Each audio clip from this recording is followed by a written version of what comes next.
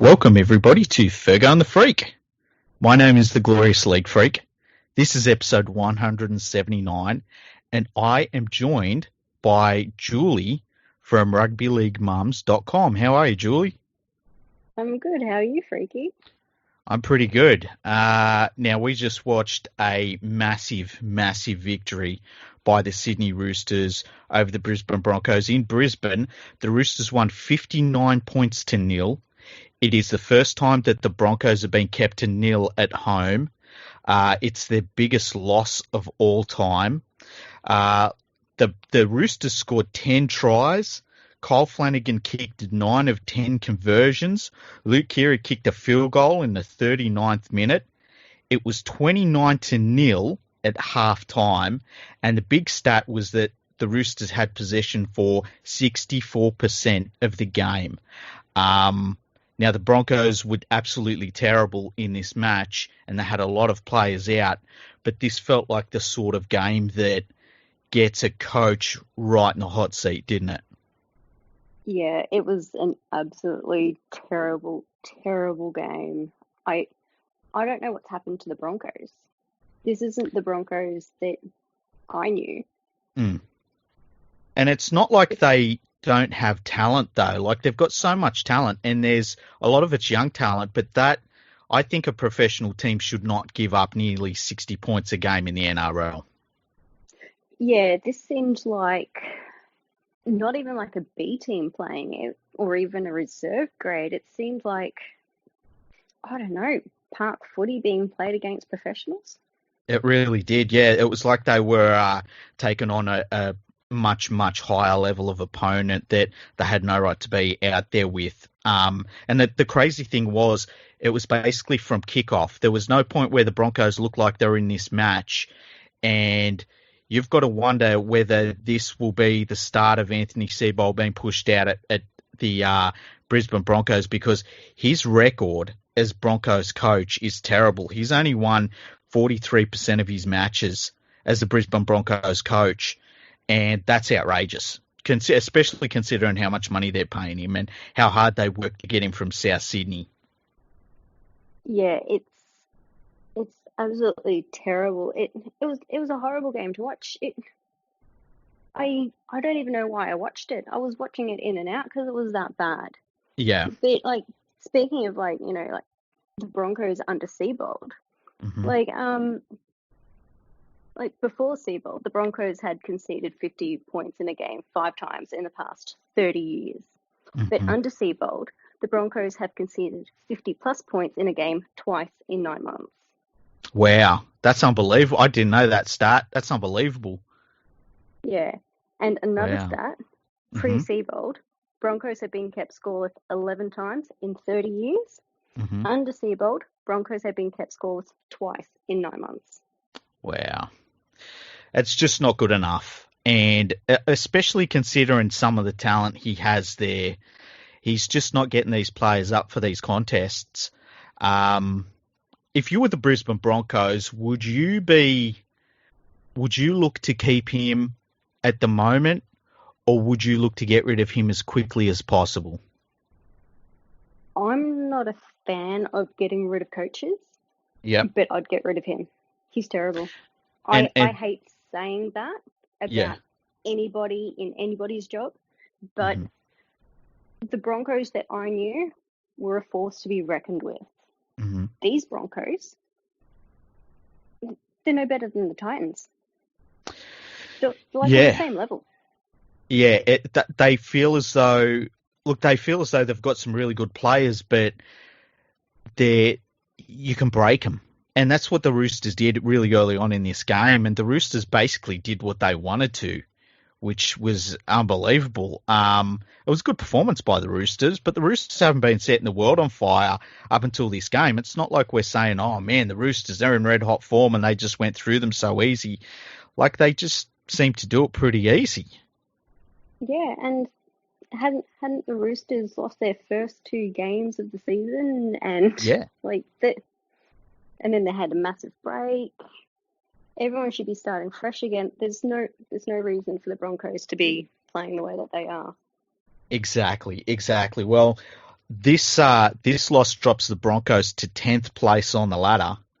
Their for and against sees them -76, which is only, I mean, that's the second worst in the whole competition, just ahead of the Titans, who are absolutely ridiculously bad this year. And yeah, they've played the extra game, but, you know, this is a team that should be aiming for top 6 at least. And I know it's very early on in the season, but that just felt like one of those losses where you come away from it thinking something isn't right here. And I just don't think it's the coach. I don't think they've bought well. I think that what do you change? And it's got to be the coach. I think I've just not been impressed by him ever, quite honestly, even when he was at Souths. Yeah, and it just seems like a bad omen for the rest of the year for them, for the Broncos to be playing that bad, conceding that amount of points. It's unacceptable. Yeah, that feels. I mean, this is there's a. Sorry, go on. I was just going to say, and this is coming from a Parramatta fan. I'm used to seeing my team, concede points here and there. Well, there's the famous statistic that if you concede 50 points in the season, no Premier has ever conceded 50 and won the premiership. So you could almost rule out the Broncos there because it feels like it breaks a team once they get past that mark. I wonder if the two best coaches that are available in mine and Andrew's opinion are Jeff Tuvey and Anthony Griffin. Now, Anthony Griffin used to coach at the Broncos and was pushed out of there, so I don't imagine they'd go back to him. How do you reckon Jeff Tuvey would go at the Broncos? I love Tuvey. I was going to say, why is Tuvey never, ever brought up when they're talking about coaches? Yeah, I don't know. He deserves to be a head coach. He does. And I think that with their forwards, he'd be the absolutely perfect coach for them. And I think we talked about it, me and Andrew talked about it in the last episode as well. They could do that tomorrow if they wanted to. I'm sure Jeff Tuvey would love to coach the Broncos. The thing I'm hoping they're not doing at the Broncos is saying, hey, Wayne Bennett, next year, let's get him back. No. Do you know who they'll be thinking of? Who? McGregor. You reckon? Can you imagine? You know how there was some talk that, because Paul McGregor's on the hot seat too, and there was some talk that the Golden Cock, Peter V'landys, was going to decide that Flanagan's lifetime ban from coaching that was cut down to a couple of years was going to be cut down to never, so he could take over the Dragons. Imagine if they did that. They said, look, Flanagan, you can coach whenever you want now. And he said, sweet, I'm going to the Broncos. Imagine what that would do to the Dragons. Yeah. Man, that would be terrible for them. Yeah, I can see it happening too. Yeah, I kind of can too, eh? It's not like Flanagan is known for being like chilled. Who would you want coaching the Broncos? Would you rather Flanagan or Tuvey? Tuvey. Yeah, I'd want Tuvey as well. I think he'd fit better there. I love Tuvey. Yeah, so do I. He's great. Tuvey's hot. Jeff Tuvey's hot? Yeah. What are you talking about? Everyone knows it. Tuvey's hot and he's got a great voice. Everyone knows. First of all, he sounds like he gargles on fucking gravel every morning. Oh, he's awesome. I love him. He is awesome. I would really love for him to do that. I think the only thing that would stop the Broncos making a coaching change right now is they'd have to pay out Seibold, and I think Seibold's on a lot of money at the Broncos. And to change coaches so quickly, I mean, he's only been there, he only arrived there last year. To change coaches that quickly is it's a big decision for a board and a CEO that has to spend that much money because they made a mistake. Parramatta do it all the time. Yeah, but Parramatta's garbage, you know? Parramatta's what they call shit. Hey, It's true. I know, but it's not nice. Yeah, I'm just being honest here. Jeez. The Parramatta boards are terrible. They are. I shouldn't say that because You're they're my allowed to say team, and I've got a website now, and I want to be on their good side. Anytime that a board election comes out up at the Parramatta Eels, and it's just these old footballers that want to be on the board, and then, you know, fucking Brett Kenny pops his head up and says, I'd go for a job. It's terrible. I don't like it. I love Brett Kenny, but geez, Brett. So yeah, that was one of those games that I sort of felt like we had to talk about a little bit. And yeah, the Broncos, I think that's a bad enough loss that you can say it's time for change. And I'd be calling Jeff Tuvey straight away and saying, Tuvs, I know you can't legally come over the border, but surely they can like do some sort of like paratrooper move where they drop him out of a plane and he, you know, skydives in like Tom Cruise. You know what I mean? Yeah. Halo jump. They need to do something. Yeah, they need to do something. Like, it'll be interesting to see how the Broncos play next week. Mm-hmm. They'll probably be like the Dragons. Just crap themselves on the ground. Yeah. So who are they playing next week? The Broncos are playing, let me see. Please be Dragons. Must have gone past it. Oh, they're playing the Seagulls. They're going to get whipped. Yeah. The Seagulls Broncos aren't winning that. Nah. Man. So you're a Parramatta Eels fan. Yep. Tell us what it's been like so far, because your Eels are undefeated. Yes, they are. And it's quite nerve-wracking and scary. Why is that? There's this thought in the back of your mind going, oh, we could be premiership favourites. We could win a premiership. No, don't think that. Don't jinx it. Don't jinx it. You know, I just don't want to be disappointed by them. Because there's been so many years when they, like, you know, they could have made the 8 and then all they had to do was win one game out of 3. And they fucked all those games up. And, they lose to, like, back then, a really bad Raiders. And you're like, you should have won that. So I've always got this feeling that, you know, they're playing really, really well. But what are they going to do to disappoint me? Look, they're looking really good, and there's so many things that it's all positive. They haven't really been tested too much so far this season, so it'll be interesting to see how they go when they're really properly tested. And this weekend they play the 7th place Sea Eagles, who I don't know where I rank the Sea Eagles just yet, because they had that big win last week against the Bulldogs, but the Bulldogs aren't a very good team. I think this will really be an interesting matchup in terms of where are the Sea Eagles, and if the Sea Eagles play well, how the Eels respond to that.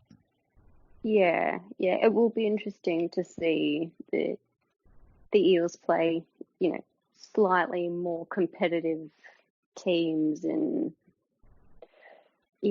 how they respond when things aren't going all their own way, and also with the drawn outs, like, it's so confusing about where they're all playing. So Parramatta play really well at Bank West. Yeah. So that will be really good for them this season if we have a lot of them at Bank West. But it'll be interesting to see what happens when they're away, because they've always been terrible away from home. Well, they've got, I believe this game is at Bank West Stadium. The following game, though, they're going to get their asses whipped because they play the mighty Penrith Panthers, who are undefeated so far this season. That'll be a good game. commiserations on that loss just ahead of time. Yeah, that's not happening. We're going to beat Panthers. Oh, you reckon? Oh, Yep.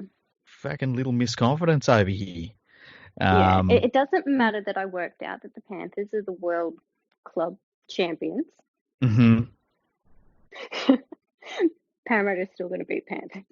Okay, we will see. We will see. It's the Panthers play the Warriors tomorrow at 6 p.m. That's going to be a really interesting game because I think that the Panthers, look, they weren't able to execute. They did everything right except the execution on last tackles and stuff like that. Their game plan was very simplistic, which didn't help. They're coming up against a Warriors team that played really, really well last week. They did everything right. They had the highest completion rate ever in an NRL match, which was incredible. And I have worried that the Warriors are going to fall off a cliff after putting in that good performance, but we'll see. That's the good thing that's why we play the games, to see what happens. So I, as a Panthers fan for tomorrow night's game, I feel quietly confident, but not too confident at the same time. Is Cleary back? I don't believe Cleary's back. I think he got a 2-game suspension. Let's have a look. No, Cleary's still not back. So it's still Luai and Matty Burton in the halves that they've named. So I think Luai has to. He needs to step up in the halves. There's a little bit of talk around that James Tarmo might be leaving the Panthers at the end of the year because they're only offering him a 1-year deal. Yeah. So, and I'm not upset about that. I think that's a lot of money you can like spare and probably get a higher performer than James Tarmo. Yeah, he hasn't been as great as he has been, like, in previous years. Yeah, like, he's still a good player, but not up to his standard. Yeah, he's solid. Yeah, but he's being paid very, very good forward money. And it's just, it's not, he's not doing good enough. So I'd be happy if the Panthers let him walk. Yeah, but who have they got to replace him with? Like, who's available? That's a good question. I don't know. I would have been all in on going after Kalyn Ponga. But it seems like he's going to just re-sign with the Newcastle Knights on a long-term deal. But I would have been all in on going after him because I feel as though, like, there's a lot of very good forwards in the NRL, a lot of them. I feel as though you can sort out your forward pack, but a really classy back like Ponga, who, you could put him in the halves alongside Cleary, which would be an amazing halves pairing for years to come. Or you could put him at fullback where he'd be just as damaging, And he can play multiple positions, which is good.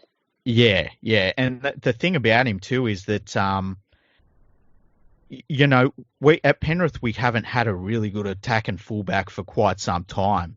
DWZ was probably the best that we had in recent years. So, and he should have been better.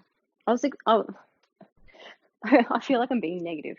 I was just expecting more from him. From who? DWZ. When he was at Penrith? Yeah. Yeah, look, there were times when he was really, really good for us, but there were too many of those games where he was a bit quiet, and that's a problem when you're looking for as much money as he wanted, which I think he was worth. On his day, he's devastating. But, it's a hard one to line up with, especially when they had so many highly paid players in that Panthers side. I think they've got a good base at the Panthers, but I think freeing up that money from Tarmo will be a good thing for the Panthers if that's how it plays out. Do you know who you need back? Who? Moylan. No, we fucking don't. What are you talking about? Fucking Matt Moylan. Somewhere out there, his hamstring just tore. I tried to say that with a straight face. I couldn't do it. Fuck. I'm trying to think of But a Gus forward. kept going on about how great he was. Yeah. Well, Gus says some silly shit all of a sudden, doesn't he? Like, Yeah. I'm still waiting for him to start managing a player, by the way. Eh? Oh, yeah. Yeah, he's a play Maybe manager. he does have some. I Well, wonder if he who? will announce when he's got someone. Oh, yeah, he'll announce it from the hills. You know, it's kind of like how I'm an artist. I'm just working on my first piece, you know. Or I'm also an actor. I'm just between jobs. Yeah. Tomorrow evening, Storm versus the Rabbitohs. How do you see that one going? Oh, that, I initially want to go Storm Mm-hmm. because, Craig Bellamy, Cam Smith, Mm-hmm. that's the Storm that's like always in my mind. Like, they're consistent, they're fantastic, Is it a home game or? I believe the Storm might be playing at home. Let's have a look. Yeah, the Storm are playing at Amy Park. Yeah, so I want to say Storm, but then Rabbitohs got Adam Reynolds, and he's good looking. Oh, is that how this works? Yes. Are you into the Adam Reynolds neck tats? Yeah, they're not too bad. Okay. No, Big, not always big. a fan, but okay. Just depends. It's a case by case basis. Okay. Yeah. Bronson Goodwin is in for the Rabbitohs, so that's a big blow to them.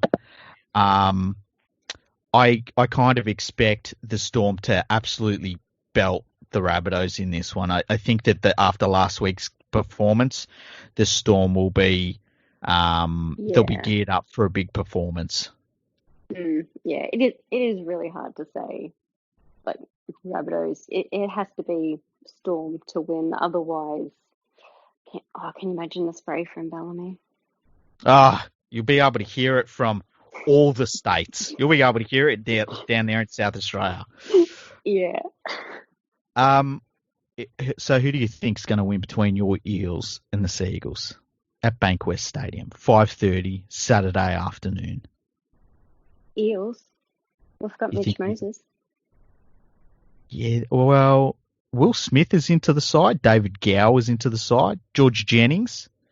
Kafusi is in.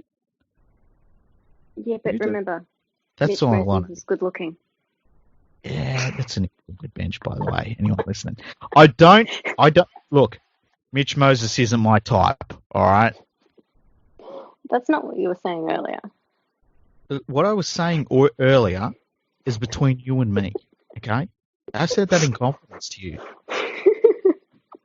Okay, I'll say no more. Yeah. The passion I have for certain players, you've got to keep that to yourself, all right? Okay. It's just like Andrew, how much he loves Moses as well. He just hides it really deep. Yeah, he's told me some very deep and personal and erotic thoughts about Mitchell Moses over the year and so that we've talked. And I keep saying to him... And the books he's been writing. Yeah. Well, he's actually working on a biography of Mitch Moses. And he's just calling it Moses. I said, that's probably not great because that might get put in the religious section. He said, that's where it belongs, League Freak. And then he looks down at his 5 watches and he says, it's his time. It's his time, League Freak. So, we have the 6th place Cowboys taking on the 13th place Sharks at Queensland Country Bank Stadium. Who do you think is going to win that one? No Sharks, Jason Taumalolo. Sharks, because Sharks will eat a Cowboy. Okay. All right. Yes, my thought process of how teams will win is very, very technical, analytical, and complicated. Look, I tell you what, it's not any worse than some of the alcoholic journalists that we have in the game. So, 2 big outs for that one. Jason Taumalolo out for the Cowboys. It's a big loss. Chad Townsend Did you out. say out for the year? No, just for the Cowboys. No, he's out for. I think he's going to be out for a couple of games. If he was out for the year, I'd be crying my eyes out right now.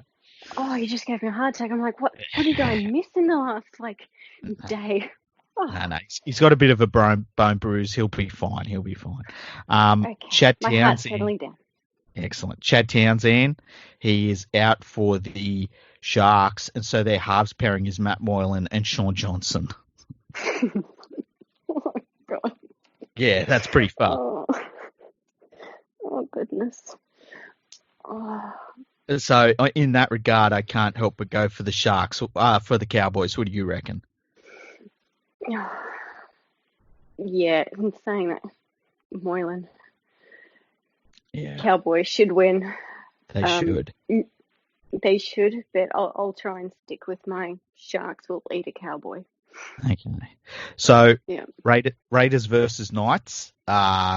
Pretty clear cut, I think, Raiders. What would you say on your rating of what eats what? This is a bit dodgy. Raiders. They'll beat a Knight. Okay. In a fight, they'll beat them. And then the Sunday evening game, Titans versus West Tigers. Who have you got in that one? Tigers. Tigers will win. Yeah, I think the Tigers will win that. Even though I should be saying, a Titan, like a god, will beat a tiger. But if I say that they're like a gladiator, well, a tiger will eat a gladiator. So Tigers. What if you just go by when they have the abbreviated name on Fox Sports? So it's Tigs versus Tits.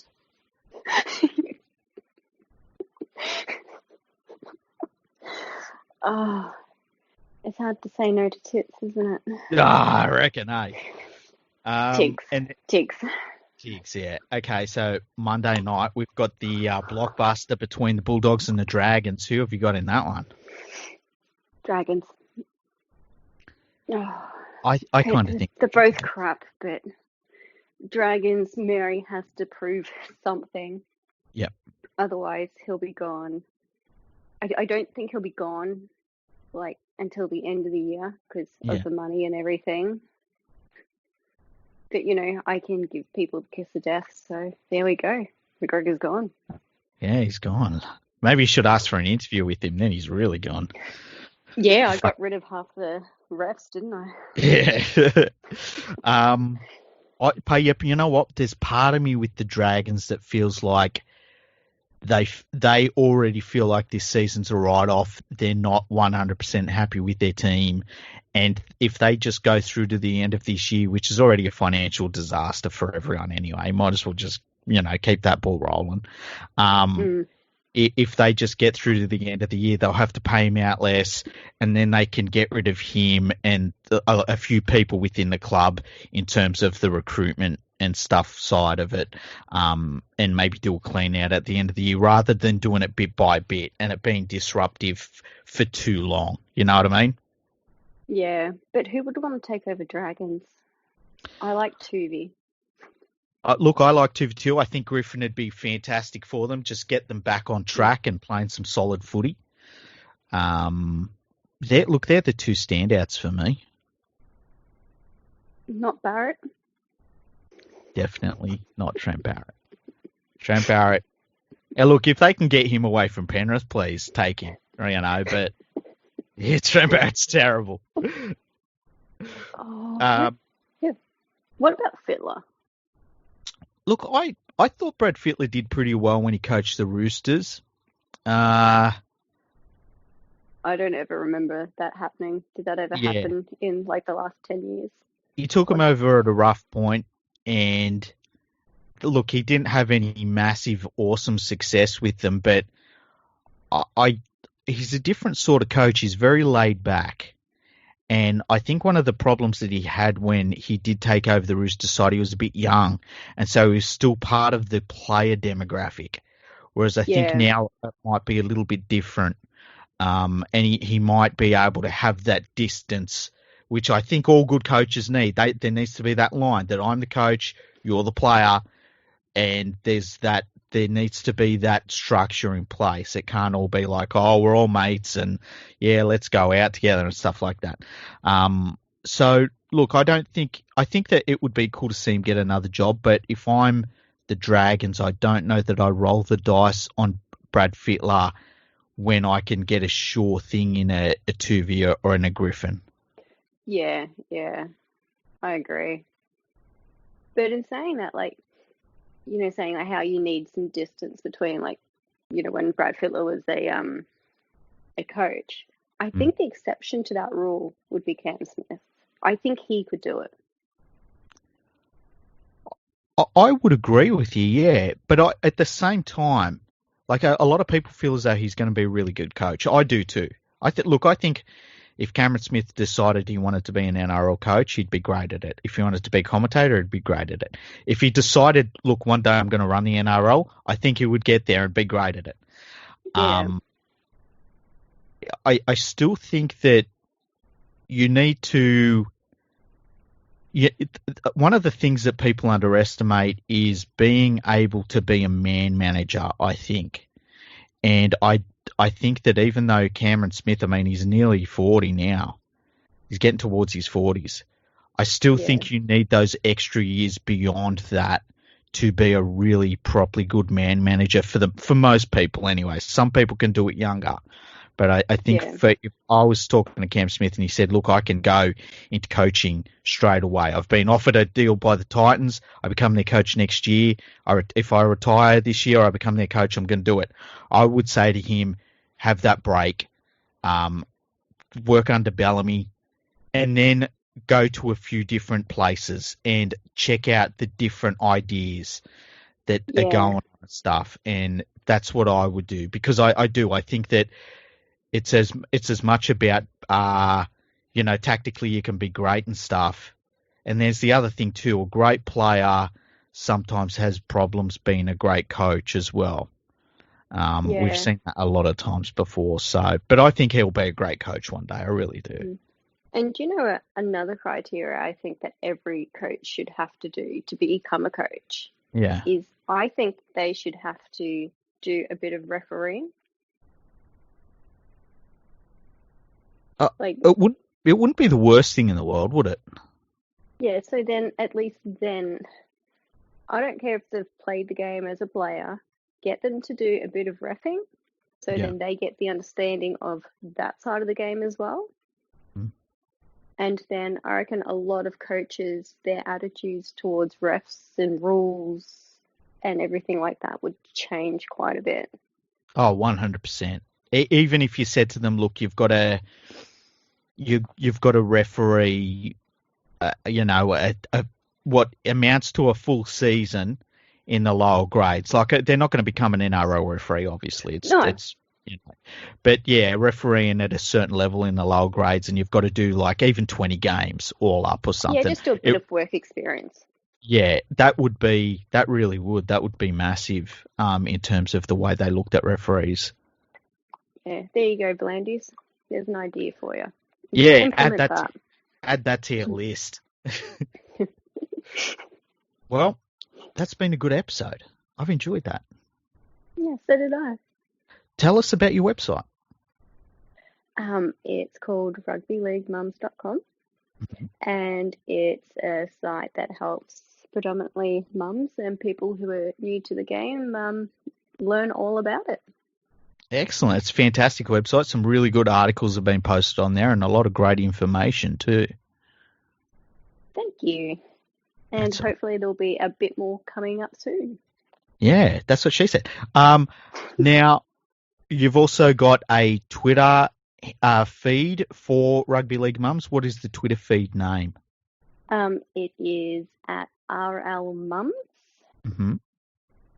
Yeah, that's it. Excellent. And mine is at Eels Dance Mum. Okay, fantastic. And for those wondering, every time the Eels win, you post a video of yourself dancing. Wow. That's why Eels dance. Yeah, from now on you should. I'll try to remember that. Okay, all right.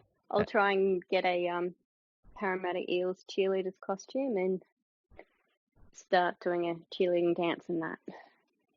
I think I speak for all of my listeners when I say, hell yes, do that. Please do that. I'll have to try and find one. Now, if you're listening, go to iTunes, leave a 5-star review, leave a ridiculous review where you don't even mention the podcast until the very end. That's always fantastic. We'll get you up on the website if you do that, and we'll read it out on the podcast. You can email us, podcast@leaguefreak.com. I get those emails, and so you can always get in touch with us that way. You can go to Fergo Freak Pod on Twitter. We're on Instagram or on Facebook. We're pretty much unavoidable at this stage. So, yeah. How about that? Yeah, and your website? My and website. Patreon? Yes, my website is. All of a sudden, you're the host. What the fuck? My website is leaguefreak.com. There's a lot of new articles that I'm posting all the time. The podcast goes on there, things like that. And if you want to get involved with the Patreon, and I'm going to start getting my Patreon followers, I'm going to start doing stuff through Patreon. I'm trying to set things in place so that my Patreon followers and contributors, they get a little bit something extra, and I'm just trying to work out how that's all going to work at the moment. So get in early. That's patreon.com/League Freak. You can contribute for as little as $3 a month, and everything goes towards the podcasting equipment and website hosting. So it really, really is fantastic if you're on board. So yeah, and go to Andrew's one as well, patreon.com/RL Project. If you get involved with his one, it goes towards helping the digitization of rugby league's history, which is also very, very important. So go and become a Patreon of both of us, and it's just amazing when you can support us that way. It's fantastic. So, host, is that it? Yes, and I'd just like to thank Andrew for his tweets that some may or may not have been used in this podcast. Just a few. If anyone's listening at the end, everyone will know which tweets got used. Exactly. I also used Andrew's website for Anthony Seibold's record and stuff like that. I always use Rugby League Project. It's a fantastic website. And okay. I'd like to thank you as well for you being a fantastic host. Look, thank you very much for being a fantastic guest, and we'll have you on again soon. And thank you to all our listeners for listening. Have you got any last words for them? Not that you're about to get executed, but any last words? Hey. Yep, that's it. Hey.